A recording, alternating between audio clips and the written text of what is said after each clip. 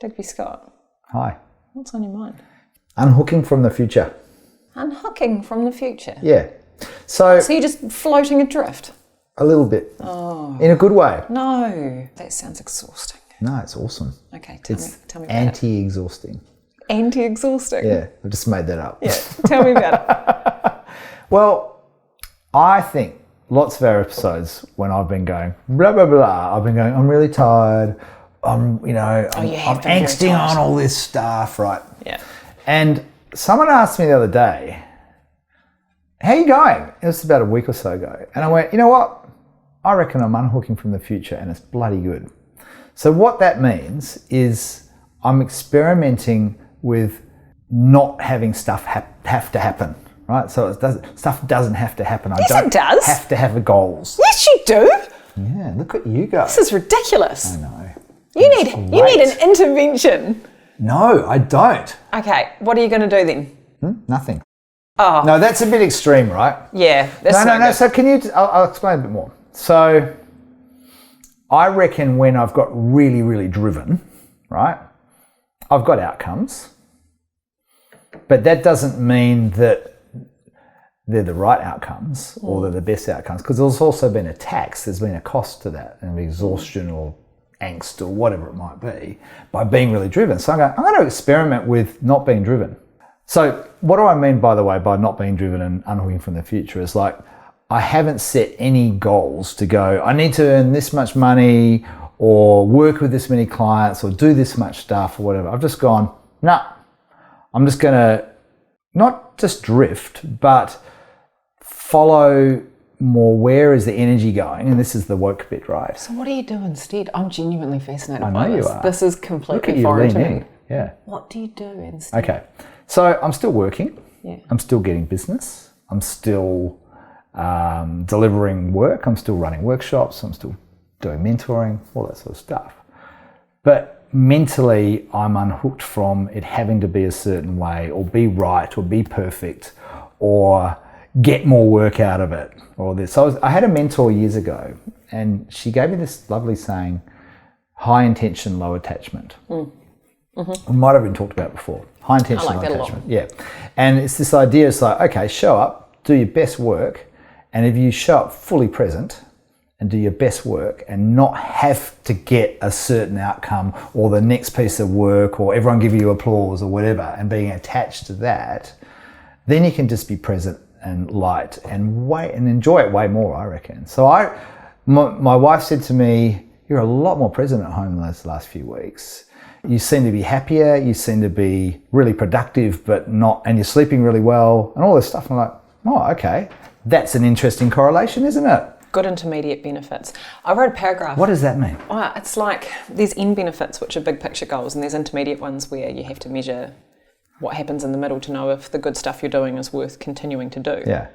And those are really good intermediate benefits. Yeah. It's interesting because I think of this cyclical bit going on, right? So I'm talking to, I don't know if you know Michelle Locke. So Michelle and I were talking this morning, and she's in a different stage where she's kind of been in that space of letting go. And now she's in this massively piercing focus space of, I know what my next 10 years is about, and I've got absolute clarity, and it's all just about execution now. I'm glad you brought that up, because the one thing I was thinking about when you were explaining it, well, I had my first reaction, which I often have, which is like, oh, good for you. But then I was thinking, what's really difficult about listening to people like you and me, or like anybody who talks about, hey, you should live your life or whatever, is you're like, oh, is that the answer? Is that what I'm supposed to do? Yeah. And it just isn't, is it? So you have the luxury and the privilege of being able to unhook a bit, because you have done the work and established the relationships and the reputation, and you've set the wheels in motion and created a foundation that make it possible for you to go, oh God, you know what, for the next 3 months I just want to be cool. I challenge that. Give me a minute. And I think, okay, challenge me now. Okay, good. So yes, I agree, right? Yeah. That I've done a lot of work to get to a position where I can go, breathe out from, financially, perhaps reputationally, whatever. And if I look at some of the happiest, most satisfied people on the planet, they're not all, in our sort of position where, high flying and doing lots of consulting work or like. They're just kind of like living life in the present, right? So I don't think that's a condition of it. I think a story we tell is that it could be a condition for it. No, I call bullshit. So I've just had this horrendous week, right? I've just had the worst week. It's been awful. And I don't use Facebook very much anymore, but do you know how it's got that feature where it reminds you of things that happened on that day years ago? So my reminders for the last week have been from 10 years ago. 10 years ago was the actual worst week of my life. So I was single mum, Bailey was 4, Charlotte was a few months old, and I was finishing my postgraduate study from home. And I got this abscess in my tooth. And I couldn't afford to do anything about it, so I just dosed it up and moved on, and it got really bad. Like my whole face swelled up, my neck got swollen. I ended up in hospital because the infection entered my blood. I nearly went septic, right? And then after I'd been in hospital for a couple of days and they'd cut me open and tried to physically remove the infection. I know this is terrible for what's only once, a bit graphic, you might have to cut this out. I then had to go into StudyLink with my baby and cry with my swollen face and ask them to lend me $700 on my student loan so I could go to the dentist. And it was awful. I had no family, I had no one to help me, I had these 2 kids, and that was the week so initially after that year I was going to move to Auckland and do my Masters in International Policy, and that week I was like, right, I have to go and get a job because I'm never going to be poor again. Mm-hmm. You can be anything in the world and it can be okay, but you can't be poor.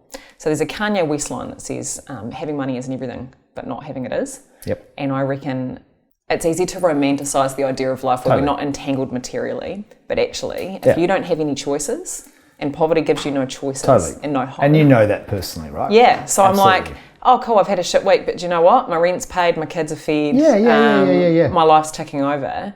And as soon as you remove those basic foundations in your life, you're like, no, I take it back. I don't care about being woke. I'm not up the top of the pyramid anymore. No. I'm right down at the bottom. I need to pay my rent. You know what? I reckon, like a lot of these conversations, we're coming at it the same idea with 2 different lenses, right? Yeah. Because I think my point is that it's so much about your mindset around your situation. It's not your situation shit or it's not. It's more, so how am I going to deal with this? What's my approach to this? Yeah. And so your resourceful approach is like, fuck, I have to get a job. Yeah. It's like, well, of course, right? Because this helps me get out of this space. Yeah. And for me, I'm like, well, actually, I just need to get over the bloody stories I've been telling myself about what's wrong in the world. And the way that's helped me do that is to unhook and go, it doesn't have to be, I don't have to have anything. Right? I don't have to make anything happen. Well, because if I was arguing with myself, I often use that line about how if you can't save when you're poor, you can never save. And I think that's true. I think our attitudes and our stories and our mindset develop, and when we get bigger or better or richer or older, those things amplify rather than change. That's right. And so if we can't build the things at our core, we don't have them. And so I've been doing the same. The thing is, I'm arguing with you for no reason, just because I feel like having an argument. Because I agree with you, and I've been doing the same thing. I've been like, can I have a shower this week? Yes. Yeah. Can I make 1 meeting a day? Yes. Yeah. I totally agree with you. And I think it's so unhealthy to stay on that just treadmill of next, more. Because where do you go in the end? You just get tired. Yeah. So when you're facing a crappy time, or even not such a crappy time, but just like a time where it's like, what do I do next? Do you drive and push through and just stay on autopilot? Or do you stand back and go, what are my choices here? Do I need to unhook a little bit more? Do I need to be grateful for what I have? How do you respond to the tough stuff? The tough stuff. The tough stuff. The tough stuff.